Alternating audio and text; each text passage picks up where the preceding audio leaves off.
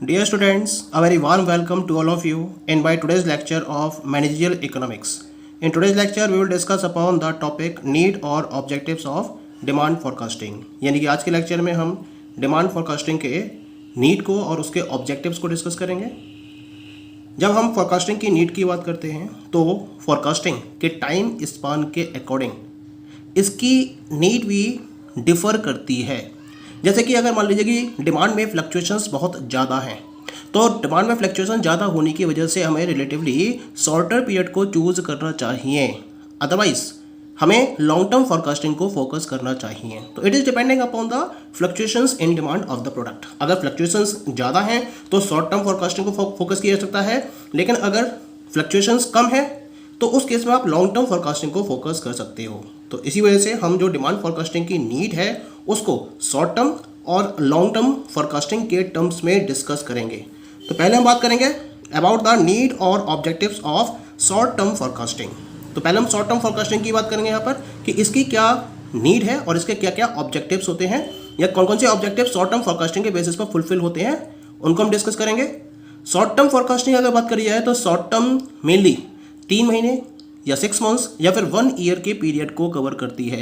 ये डिपेंड करेगा कि बिजनेस का नेचर क्या है, ठीक है। तो बिजनेस के नेचर के बेसिस पर ये टाइम पीरियड 3 मंथ्स हो सकता है, 6 मंथ्स भी हो सकता है या फिर ये 1 ईयर भी हो सकता है। It is generally concern with forecasting products. Mainly products को फोरकास्ट करने के पॉइंट ऑफ व्यू से हम शॉर्ट टर्म फोरकास्टिंग को फोकस करते हैं। कुछ पर्टिकुलर फील्ड में या कुछ पर्टिकुलर वेज में इसका यूज़ किया जाता है। कौन कौन से हैं वो particular areas?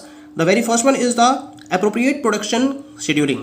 The firm can avoid the problem of overproduction and the problem of short supply by estimating seasonal variations in demand.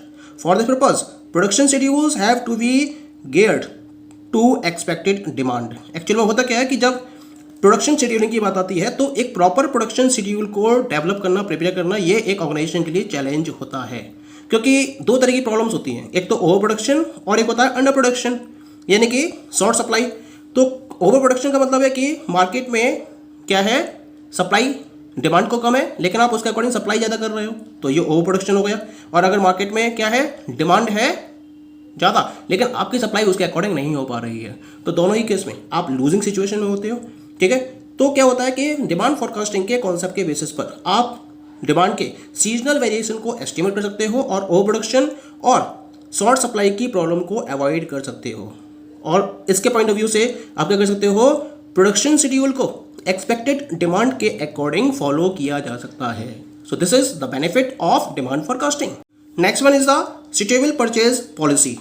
Demand forecasting helps the firm in reducing cost of purchasing raw materials and controlling inventory by determining its future resource requirement. यानी कि demand forecasting के basis पर हम क्या कर सकते हैं, जो कॉस्ट ऑफ परचेजिंग है रॉ मटेरियल की या फिर इन्वेंट्री को कंट्रोल करने की बात है, तो इसको हम डिमांड फोरकास्टिंग के बेसिस पर फॉलो कर सकते हैं। क्योंकि क्या है कि हम डिमांड फोरकास्टिंग के बेसिस पर फ्यूचर में जो रिसोर्सेज की रिक्वायरमेंट होगी उसको प्रॉपरली एस्टिमेट कर सकते हैं। डिमांड तो हम एस्टिमेट कर रहे हैं, तो जो डिमांड एस्टिमेट कर रहे हैं उसके बेसिस पर हमें रिसोर्स रिक्वायरमेंट के बारे में भी कंप्लीट इन्फॉर्मेशन हो जाती है और उसके बेसिस पर जो cost of purchasing raw material है उसको रिड्यूस किया जा सकता है और प्रॉपरली इन्वेंट्री को भी कंट्रोल किया जा सकता है। Clear? Next one is the appropriate price policy. Price policy को डिटरमाइन करना है ऑर्गेनाइजेशन को, वो भी एक एप्रोप्रिएट प्रॉपर प्राइस पॉलिसी। तो उसके लिए हम क्या करते हैं, उसके लिए हम डिमांड फोरकास्टिंग के कॉन्सेप्ट को फोकस करते हैं। Appropriate price policy can be determined depending upon the anticipation of market demand conditions. It can also avoid an increase in price when the market conditions are expected to be weak and a reduction in price when the market is going to be strong. यानी कि कुल मिला के कि जब market demand conditions को properly anticipate कर लिया जाता है with the help of the demand forecasting और उसके बेसिस पर प्रॉपर प्राइस पॉलिसी को डिटरमाइन किया जाता है, ठीक है।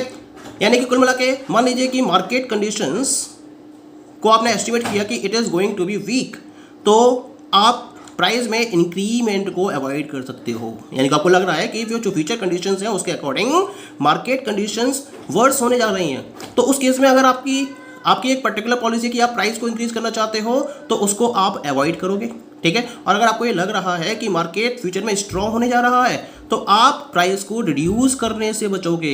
यानी कुल मिला के एक एप्रोप्रिएट प्राइस पॉलिसी को डिटरमाइन किया जाता है with the help of the demand forecasting technique. Okay, the next one is the setting realistic sales targets for salesman. Actually सबसे बड़ा चैलेंज क्या है किसी भी ऑर्गेनाइजेशन के लिए, रियलिस्टिक सेल्स टारगेट्स को सेट करना। होता क्या है कि जब ऑर्गेनाइजेशंस अपने सेल्स पर्सन्स के लिए सेल्स टारगेट्स को डिसाइड करती है तो वो चाहती है कि ना तो बहुत ज़्यादा हाई टारगेट सेट किया जाए ना ही बहुत लो टारगेट सेट किए जाए, क्योंकि अगर टारगेट्स को बहुत ज़्यादा हाई लेवल पर सेट कर दिया जाएगा तो इससे सेल्समैन क्या होंगे, डिस्करेज होंगे, और डिस्करेज होने की कंडीशन में वो इसको अचीव नहीं कर पाएंगे। लेकिन अगर आप टारगेट्स को अनरियलिस्टिकली लो लेवल पर सेट कर देते हो तो इन पर्टिकुलर टारगेट्स को आसानी से अचीव कर लिया जाएगा, और इसके रेफरेंस में मैनेजमेंट की तरफ से जो भी इंसेंटिव सेल्समैन को प्रोवाइड किया जाएगा उसका कोई भी मीनिंग नहीं रह जाएगा, उससे कोई भी फायदा नहीं होने वाला ऑर्गेनाइजेशन को। तो इसलिए रियलिस्टिक सेल्स टारगेट को सेट करने के लिए ऑर्गेनाइजेशन डिमांड फॉरकास्टिंग की टेक्निक का यूज़ करती है। उससे पता है कि फ्यूचर में प्रोडक्ट की डिमांड कितनी होगी, तो डिमांड के अकॉर्डिंग उसे ये भी पता चल जाता है कि पर्टिकुलर एरिया में कितनी सेल्स होगी, और उस सेल्स के अकॉर्डिंग रियलिस्टिक सेल्स टारगेट्स को सेल्समैन के लिए सेट किया जा सकता है। Next one is the forecasting financial requirement. Forecasting की जाती है फाइनेंशियल रिक्वायरमेंट की। Cash requirements depend on demand level and production operations. Actually जो कैश की रिक्वायरमेंट है वो डिपेंड करती है कि डिमांड का लेवल क्या है और प्रोडक्शन ऑपरेशंस किस तरह से फॉलो किए जा रहे हैं। डिमांड लेवल को डिटरमाइन किया जाता है डिमांड फोरकास्टिंग टेक्निक्स के बेसिस पर। इसके साथ साथ आपको अगर फंड को अरेंज करना है तो रीजनेबल टर्म्स पर फंड को अरेंज करने में टाइम भी लगता है। यानी कि हो सकता है कि जब आपको रिक्वायरमेंट हो फंड की और आप उसको अरेंज करने के लिए मार्केट में जाएं तो इट में डिले यू, और जो मार्केट की अपॉर्चुनिटीज़ हैं वो आप अवेलेबल नहीं कर पाते हो, उसका बेनिफिट आप नहीं ले पाते हो। तो डिमांड फोरकास्टिंग यहाँ आपकी हेल्प करती है, क्योंकि डिमांड फोरकास्टिंग के बेसिस पर आपको पता होता है फ्यूचर में प्रोडक्ट की डिमांड कितनी है। तो आपको ये पता है एडवांस में कि आपको उस पर्टिकुलर लेवल पर प्रोडक्शन को फॉलो करने के लिए कितने फाइनेंस की रिक्वायरमेंट होगी, और इसी वजह से आप एडवांस में क्या कर सकते हो, फंड के अरेंजमेंट के लिए आगे बढ़ सकते हो। तो कुल मिला के एक्यूरेट वे में फंड की अवेलेबिलिटी हो सकती है आपको, वो भी उस पर्टिकुलर टाइम पर जिस समय आपको उसकी रिक्वायरमेंट होती है। So it is only possible if you are going through the demand forecasting. Clear? ये तो बात हो गई शॉर्ट टर्म डिमांड फॉरकास्टिंग की नीड या उसके ऑब्जेक्टिव्स की। अब हम बात करेंगे अबाउट द नीड और objective of long term forecasting. Long term forecasting की क्या नीड है और क्या क्या ऑब्जेक्टिव्स इससे कंप्लीट होते हैं उसकी हम बात कर लेते हैं यहाँ पर। Long term forecasting covers a period of 5, 10 और 20 ईयर्स। 5 साल, 10 साल या 20 साल के पीरियड को कवर किया जाता है with the help of long term forecasting.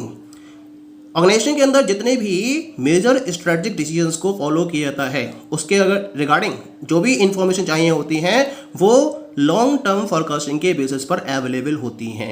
इसी वजह से लॉन्ग टर्म फॉरकास्टिंग का एक अपना इंपॉर्टेंट रोल रहता है। ये डिफरेंट टाइप के ऑब्जेक्टिव फुलफिल करता है किसी भी ऑर्गेनाइजेशन के रेफरेंस में। तो यहाँ हम लॉन्ग टर्म फॉरकास्टिंग के रेफरेंस में इंपॉर्टेंट यूजेस को डिस्कस करेंगे। The very first one is in reference of the business planning. क्या मतलब है बिजनेस प्लानिंग के रेफरेंस में इसका? स्टार्टिंग अ न्यू यूनिट और expansion of an existing unit और production requires an analysis of the long term demand potential of the product in question.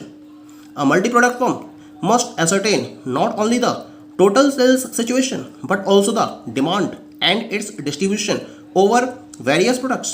This is only possible through long term forecasting. तो यहाँ हम बात कर रहे हैं एक पर्टिकुलर बिजनेस के रेफरेंस में जो एक नई यूनिट को स्टार्ट करना चाहता है या फिर जो एग्जिस्टिंग यूनिट ऑफ प्रोडक्शन है उसको एक्सपेंड करना चाहता है।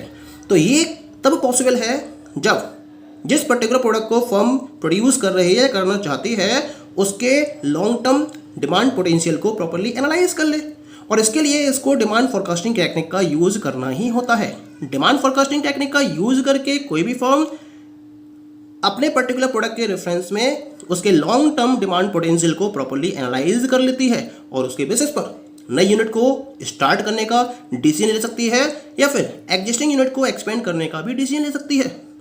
ऐसे ही बात करेंगे मल्टी प्रोडक्ट फर्म के केस में। तो जो मल्टी प्रोडक्ट फर्म है उसे टोटल सेल सिचुएशन को तो एसर्टेन करना ही होता है, उसके साथ साथ उसकी डिमांड को भी प्रॉपर्ली डिफाइन करना होता है और वेरियस प्रोडक्ट्स पर इसके डिस्ट्रीब्यूशन को भी एंश्योर करना होता है। ये जितने भी फंक्शंस हैं, जितनी भी एक्टिविटीज़ हैं, इसको केवल और केवल डिमांड फॉरकास्टिंग के बेसिस पर एक्यूरेट वे में फॉलो किया जा सकता है और कोई भी तरीका नहीं होता है। केवल डिमांड फॉरकास्टिंग है जो इस डायरेक्शन में ऑर्गेनाइजेशन की हेल्प करती है। द नेक्स्ट नीड और use of long term forecasting is financial planning. Planning for raising funds requires considerable advance notice. Long-term demand forecasts are quite essential to assess long-term financial requirements for purchasing machines, raw material, research and development, etc. यानी कि अगर आपको fund raise करना है और उसके regarding proper planning करनी है तो इसके लिए आपके पास एक एडवांस नोटिस होना जरूरी है। एडवांस नोटिस का मतलब आपके पास सफिशिएंट टाइम होना जरूरी है अगर आप फंड को रेज करने के लिए प्रॉपर प्लानिंग को फॉलो करना चाहते हो तो। अब इसके लिए लॉन्ग टर्म डिमांड फॉरकास्टिंग का यूज़ किया जाता है और लॉन्ग टर्म डिमांड फॉरकास्टिंग के बेसिस पर जो फर्म की लॉन्ग टर्म फाइनेंशियल रिक्वायरमेंट है उसको प्रॉपरली एनालाइज किया जाता है, उसको प्रॉपरली एस्टिमेट कर लिया जाता है, बहुत हेल्पफुल होती है। और इस पर्टिकुलर एनालिसिस के बेसिस पर परचेजिंग के रिगार्डिंग डिफरेंट टाइप के डिसीजंस भी फॉलो किए जाते हैं। जैसे मशीन्स को एक्वायर करना है, डिफरेंट टाइप की परचेजिंग को फॉलो करना है, रॉ मटेरियल्स को परचेज करना है, इसके रिगार्डिंग प्रॉपर टाइम मिल जाता है आपको और उसके अकॉर्डिंग आप इनके रिगार्डिंग भी डिसीजंस फाइनलाइज कर सकते हो। तो कुल मिला के फाइनेंशियल प्लानिंग को लॉन्ग टर्म बेसिस पर फॉलो करने के लिए आपको डिमांड फॉरकास्टिंग को फॉलो करना बहुत जरूरी होता है।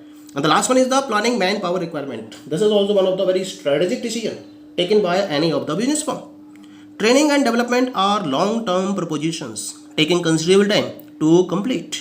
क्योंकि आपको ह्यूमन रिसोर्स को एक्वायर करना है, ठीक है, उन्हें प्रॉपर ट्रेनिंग प्रोवाइड करनी है, उनका डेवलपमेंट करना है, तो it is taking too much time. इसमें बहुत टाइम लगता है और टाइम लगने की वजह से अगर इनको आप एडवांस में स्टार्ट कर देते हो तो आप इसका फ़ायदा ले सकते हो। अदरवाइज जब आपको जब रिक्वायरमेंट होगी तब इसको आप प्रॉपर्ली यूज़ नहीं कर पाओगे। तो डिमांड फॉरकास्टिंग के बेसिस पर आपको पहले से ही इनके बारे में इंफॉर्मेशन हो जाती है कि आपको किस लेवल पर अपनी एक्टिविटीज़ को फॉलो करना है और किस लेवल पर आपको ह्यूमन रिसोर्स की रिक्वायरमेंट होगी। उसके अकॉर्डिंग आप अपनी मैन पावर रिक्वायरमेंट की प्लानिंग को फोकस करते हो और इसके लिए लॉन्ग टर्म डिमांड फॉरकास्ट आपके लिए एक important role play करता है। Okay, so these all are the different needs or objectives of demand forecasting. Thank you.